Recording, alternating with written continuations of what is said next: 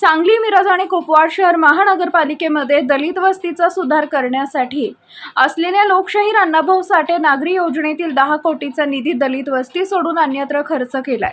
सुमारे 41 कामं तांत्रिक मान्यतेनं व प्रशासकीय मान्यतेनं टेंडर प्रक्रिया राबवून या निधीचा गैरवापर केल्याचा आरोप डॉक्टर महेश कुमार कांबळे यांनी केला। वंचित समाजावर अन्याय केल्याचा गंभीर आरोप डॉक्टर महेश कुमार कांबळे यांनी केलाय।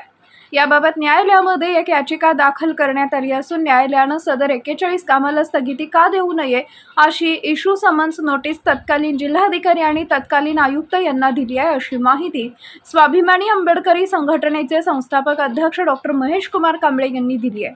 सांगलीमध्ये डॉक्टर महेश कुमार कांबळे हे प्रसार माध्यमांशी बोलत होते। दरम्यान माजी सामाजिक न्याय समिती सभापती अनिता मोहन मनखंडे यांच्या काळात जवळपास 65 कोटी रुपयांची कामं झाली असून ती सुद्धा दलित वस्ती सोडून अन्य ठिकाणी झाली असल्याचा आरोप डॉक्टर महेश कुमार कांबळे यांनी केलाय। माजी सभापती अनिता वानखडे यांच्या काळात झालेल्या कामांच्या बाबत उच्च न्यायालयात याचिका दाखल करणार असल्याचंही डॉक्टर महेश कुमार कांबळे यांनी सांगितलंय।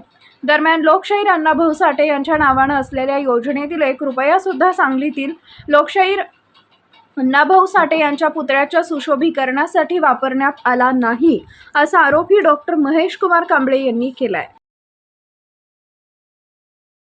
महाराष्ट्र सरकारच्या लोकशाहीर अण्णाभाऊ साठे दलित वस्ती सुधार योजनेअंतर्गत जो सांगली, मिरज, कुपवाड शहर महानगरपालिकेला गेल्या 3 ते 4 वर्षामध्ये मोठ्या प्रमाणात निधी प्राप्त झालेला होता आणि त्या सर्व घटनाक्रमाची पडताळणी केली असता मला अशी माहिती मिळाली की अनिता मोहन वनखंडे ह्या 2 वर्ष सभापती होत्या।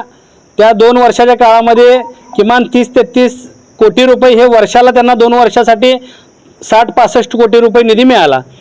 त्यानंतर प्रशासकीय काळामध्ये 22 कोटी रुपये 24-25 सालासाठी मिळाला। पण इतक्या मोठ्या प्रमाणात शासनाकडून निधी मिळत असताना तो निधी ज्या वंचित समाजासाठी, ज्या मागासवर्गीय दलित समाजाच्या वाड्या वस्त्या आहेत त्यांचा विकास करण्यासाठी, त्यांना सुखसुविधा उपलब्ध करून देण्यासाठी, दळणवळणाची साधनं उपलब्ध करून देण्यासाठी खर्च करणं अपेक्षित होतं, पण त्या पद्धतीनं झालेलं दिसून येत नाही। आणि सांगलीचे दिवाणी न्यायाधीश वरिष्ठ स्तर सन्माननीय यांच्या न्यायालयामध्ये या सर्व घटनाक्रमाचा मी एक याचिका दाखल केलेली होती। त्या याचिकेमध्ये आपण स्पष्टपणे मागणी केलेली होती की लोकशाहीर अण्णाभाऊ साठे दलित वस्ती सुधार योजनेचा निधी मूळ ठिकाणी दलित वस्तीच्या ठिकाणी न वापरता तो इतरत्र ठिकाणी वापरून या निधीचा अपव्यय केलेला आहे आणि हा निधी पळवून नेऊन वंचित दलित बहुजन समाजावर अन्याय केलेला आहे, अशा पद्धतीचा आपण मागणी केली होती। आणि यामध्ये या सर्व प्रकरणाची सखोल चौकशी करून संबंधितांवर कारवाई करण्याची मागणीसुद्धा केलेली आहे। यामध्ये आपण प्रतिवादी माननीय जिल्हाधिकारी सो तत्कालीन आणि प्रशासक तथा आयुक्त सो तत्कालीन या दोघांना आपण पार्टी केलेलं होतं आणि 9 एप्रिल 2026 रोजी माननीय न्यायालयाने यामध्ये आदेश पारित केलेला आहे की दाखल असलेल्या दाव्याला अनुषंगानं या सर्व 41 कामाची 10 कोटी 20,27,939 रुपयांच्या कामांना आपण स्थगिती मागितली होती। त्या कामांना स्थगिती का देण्यात येऊ नये म्हणून माननीय तत्कालीन जिल्हाधिकारी आणि प्रशासक तथा आयुक्त यांना इश्यू समन्स नोटीस माननीय न्यायालयाने काढलेले आहेत।